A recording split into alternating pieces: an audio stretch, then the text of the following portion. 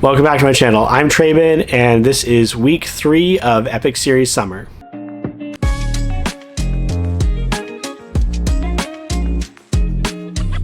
Today is Tuesday, and I finished up with the Prospero War Book 3, which is Deadly Spells, this morning. I feel like Prospero War is one that's going to be very hard-pressed to get out of the 4-star rating zone.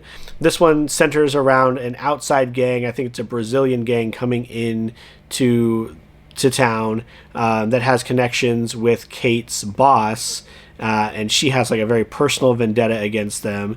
Their actions also bring in Volos, who is now the mayor. He is Kate's former lover and a former gang member as well, and so his motivations are always kind of murky, and so just the entanglement of all those forces I feel was really well done.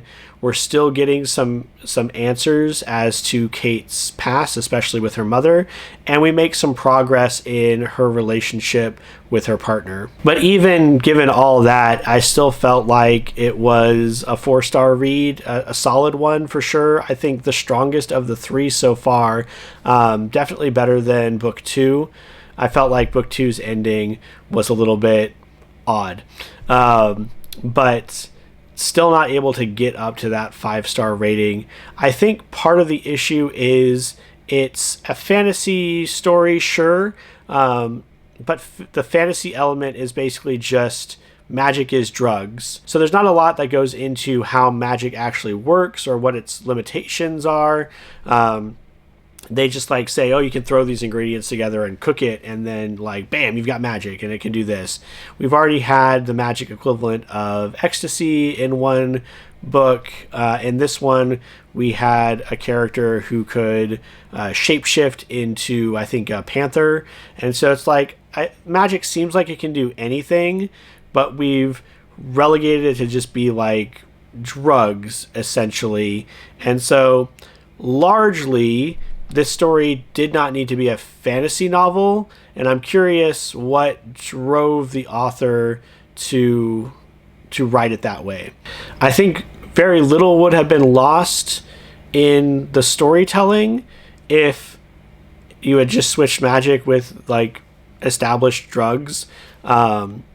There are a couple of instances I can think of where magic does things that drugs simply can't do, turning into a panther, disappearing. But largely it's just been like personality shifts, making someone appear slightly differently, those types of things. It's an interesting enough veneer over the story, not a compelling enough element on its own to draw you in or make it feel like a full fantasy story, if that makes sense. It feels very much like our world, just with like a couple of little tweaks. Not to say that that's bad, I just think that that's maybe the element that's not working for me within the story.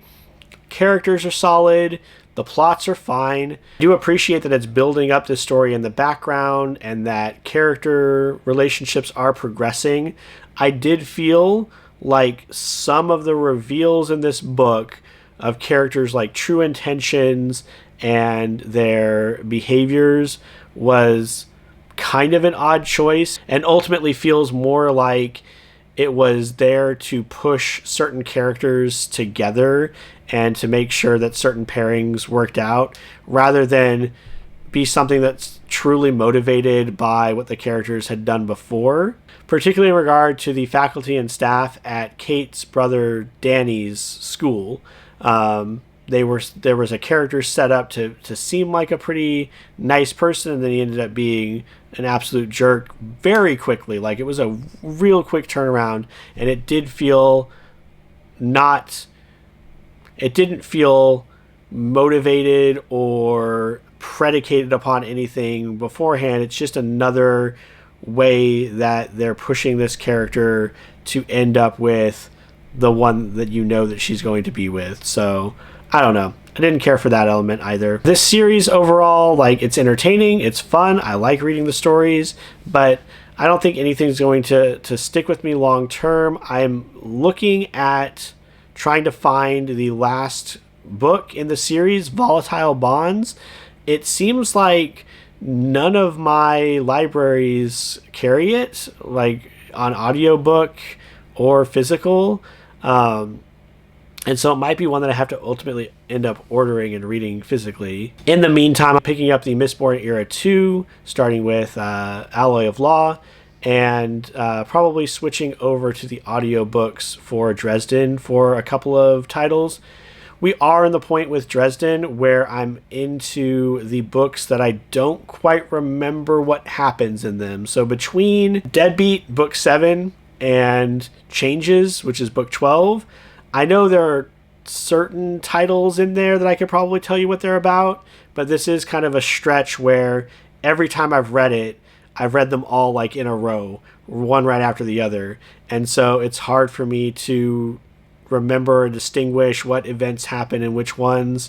I know that in Book 10, the Denarians will be back. Then I think Book 11, Turncoat, is the one that deals with Morgan. But currently, I'm on Book 9, which is White Knight.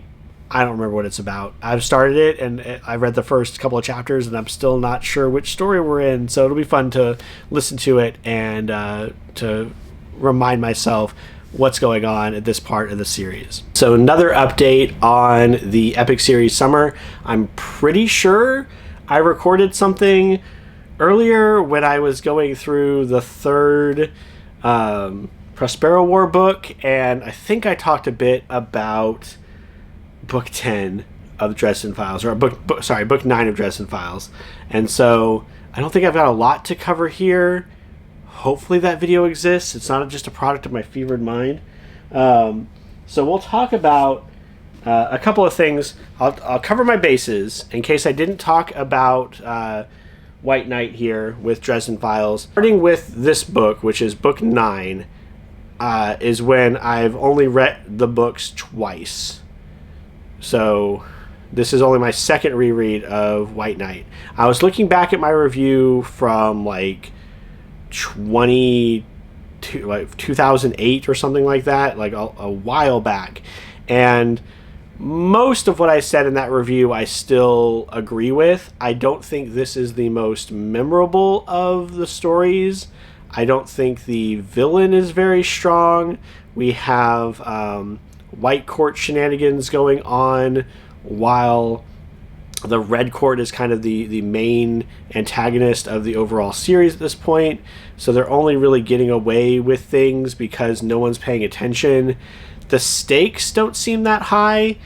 The only reason why it even works at all is, again, because forces, the like wizard forces throughout the world are so weakened by other things that are happening, and it would feel really bad if the antagonist of this book got a big win because everybody else was like tired. Had some fun scenes. There were definitely some good moments in it, and it does further develop both Dresden's relationship with his pupil, and also it ends one of the storylines. Well, it brings part of a storyline to an end that I really like, dealing with Lash. I won't say more than that.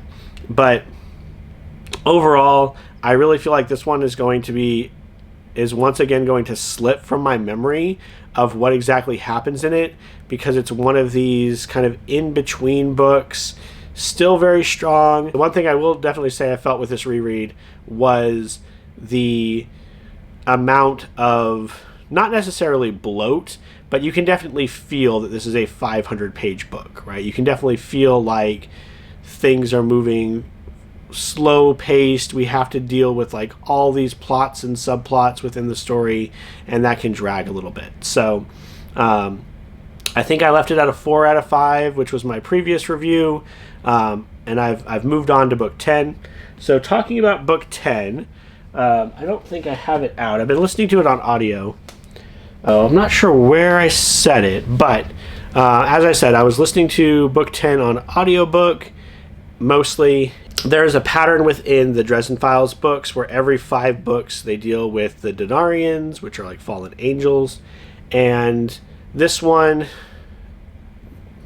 as we've been doing in the past couple of books, it kind of starts off as one thing and then slowly grows into the main plot. I will say that recently I came across a scene which I felt was very important for the world building concept behind Dresden. There's a character who does not have much magic built up, and they are kind of cut off from bringing more magic in, absorbing more energy. But what they do have, they're using with like surgical precision. And so Dresden makes some kind of comparison with what would be more impressive: a monster truck like spewing out grit and hauling something away, or a car that's running on like AA batteries able to do the same thing. The core world building concept there is that it's not always about who has more energy or who has more power. It's all about how they use it. And I think that's an interesting way to kind of remind readers of that idea.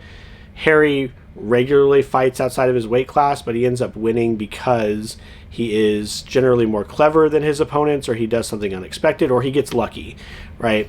The story so far is another one of these that, it's got like plots within plots, but I think it's doing a better job of slowly unraveling it and showing the connections between who we suspect to be the antagonist, rather than something that is like jumping from conflict to conflict and not having that connective tissue as greatly integrated. So I am enjoying it. I do think it's going to end up being a 4 or 5, just like all the other titles. It's really going to depend on how it ends up, but I am enjoying book 10 a bit more than book 9. Another check-in for Epic Series Summer. I was able to finish the Alloy of Law. I listened to this mostly through audiobook, although at the end I was doing jumping back and forth, and then at one point listening to the audiobook while reading the book, which seems to be possibly my best bet. I was able to go very fast. And so I will say I feel like this read quicker, and it might just be because it's not a reread. I don't know. But it does seem like the Dresden Files books are maybe going a little bit slower. It might be because, again, I'm retreading stories I've already read through. I'm not sure. And I definitely feel that way about the next book I'm going to talk about, that it feels like it's taking a very long time. But there's a completely different reason behind that. So yeah, Alloy of Law I really enjoyed. I was hesitant. I think I mentioned this in my overview video, like the very first one, that I was hesitant to return to this world because I felt like the first Mistborn era was such a strong trilogy and had one of the more satisfying Sanderson endings. A number of his titles, I feel I enjoy the lead up more than the conclusion, particularly if I'm thinking about something like the Reckoner series. I felt that Skyward had a fairly strong ending, but Mistborn really stood out to me as one of the best like whole package stories that he had written. And so I was really hesitant to be going back into this. It's like, now it's Wild West era feeling. How is that going to interact with the magic? I will say that I feel the change in setting is very interesting. They talk about a lot about firearms, because now again we're talking about kind of almost like a Weird West kind of setting, where you have people whose powers are all derived from metals, and there are groups in the world that can pull or push certain metals. And so if you have bullets, they can just move them out of the way, push them. I felt like the very beginning scene was strong because it mirrored in a lot of ways the very beginning of the Mistborn books, where you have the main character going about some sort of investigation, or in the first book I think it was like an infiltration, and as they're going through and activating their powers, you get a good sense of like, how does the world work. It kind of brings you up to speed. I was very shocked by the end of the prologue. I did not see where this story was coming, and I was happy to see a main character who's maybe a little bit older. I feel like a lot of Sanderson protagonists skew younger, right? So you have like teens, young adults. Here we have someone, I think, in like his 40s. He is past his prime. He is past the point where he feels like he needs to be, well, he feels like he's past the point of being effective, although he still feels the pull to go out and do the things he was once doing. A couple of surprising twists in here for sure. I really like Wax and Wayne's interactions with one another. They're very funny back and forth. I feel like Sanderson, one of his strengths is creating these very believable characters and getting you to understand them very quickly, so that you can see how they integrate into the overall story. Like, the plot did everything a book one of a series needs to do. It had a fairly straightforward concept from the outset. A bit of mystery in the middle, where Wax is having to figure out, like, why are they attacking in this way? Why are they pursuing things this way? A revelation, what's really going on. And then toward the end of the book, the idea of there being a higher order, another thing going on behind the scenes that's going to push the series overall, push that narrative forward into book two. And I know I've complained a lot about that on this channel, that these duologies and these series books are not balancing very well between telling a compelling story on its own and telling a overarching narrative, and I feel like this did a very good job of doing both. The magic system on Scadrial is very interesting, with the way that they've not only the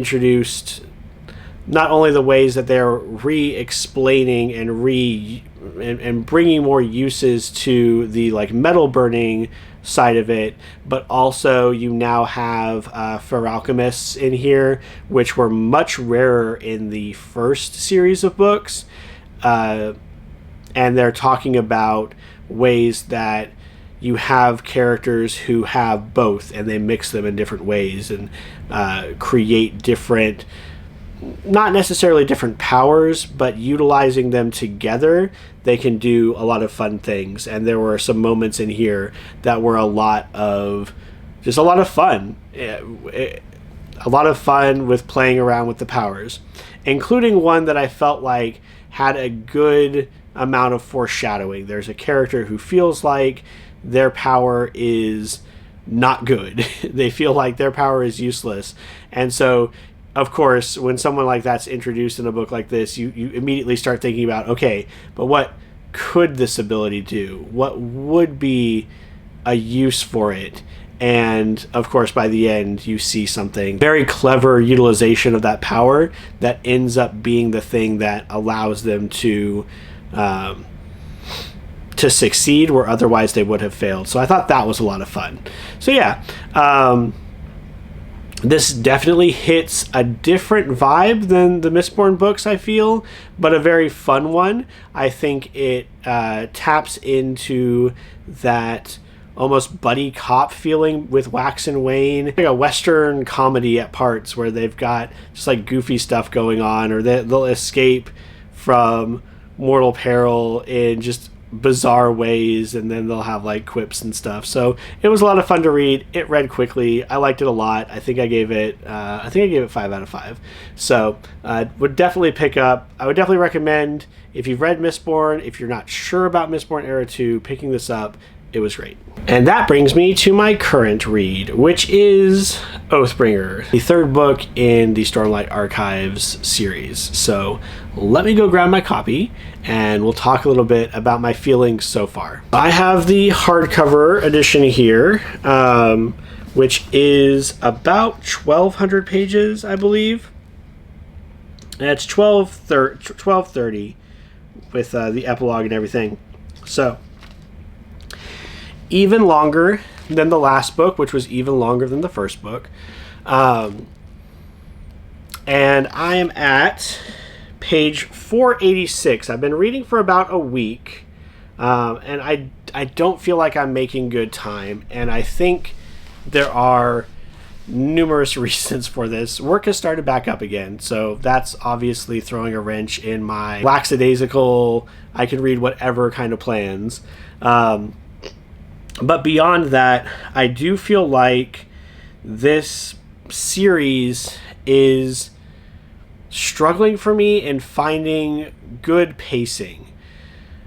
Sanderson obviously has a number of good ideas. There are so many characters in this book. We have kind of our standard perspective characters of Kaladin, Dalinar, and Shallan, but also so many others. I've gotten used to the interlude chapters, kind of introducing one-off characters that are meant to kind of further flesh out the world and maybe give a unique perspective of like this society over here, how are they feeling about what's going on, what's happening in this part of the world.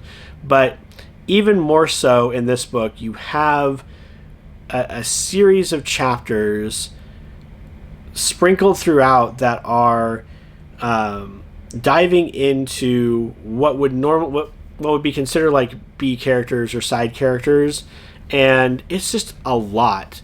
And I feel like the plot is moving forward at a glacial pace. This was kind of my issue with book one, even though I still end up giving book one 5 out of 5 stars. I did, particularly with Kaladin's story, feel like it was just like treading water, just spinning its wheels, in that he would go from like these high moments of elation down to these like horrible moments of depression, and then he just yo-yo back and forth, and it was just like, how many times is he going to do this? Here we have a lot more politicking. As I was trying to gather my thoughts for what I would say about the title while I was getting ready, I was reminded of issue number 4 of Chainsaw Man, where my expectation going in was we were going to have some more like action. It followed a big action set piece, a big action beat, and instead we got a whole volume of very very subdued character development.